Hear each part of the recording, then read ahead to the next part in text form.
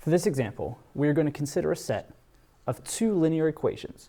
The first one, 3x plus 5y equals 17. And the second one, 4x minus y equals negative 8. When we consider two of these linear equations together, it constitutes a system. And traditionally, to solve a system, we would look at the slope-intercept of both. So the first one would be y equals negative 3/5 x plus 17/5. And then we would graph these lines on the coordinate plane and determine where they intersect or if they intersect. But in this example, we end up with something disgusting for our y-intercept on the first equation, which would make it rather difficult to graph accurately.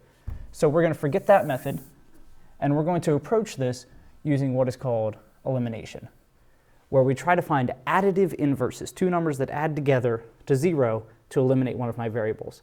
So I consider the coefficients on x first and look to see if I can easily transform a 3 into a negative 4 or a 4 into a negative 3 using multiplication. And I find that I can't. So I move on to the coefficients on the y. And I have a 5 and a negative 1.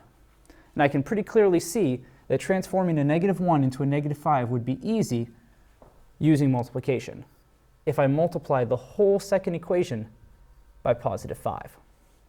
When I do that, I have to remember that that positive 5 needs to go to every coefficient and constant that was in that problem.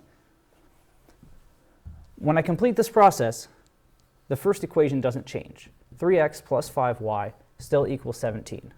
But the second equation has become 20x minus 5y equals negative 40. I still have an equivalent system. The second equation just looks different now.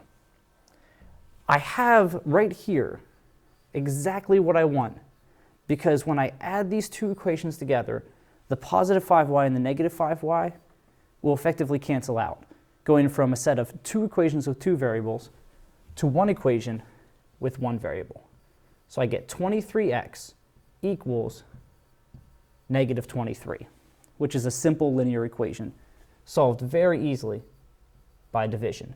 If I divide both sides by 23, I get x equals negative 1. So when I consider my solution point of where these two lines intersect, it's going to be an ordered pair of the form x comma y. And I've found that the x value equals negative 1.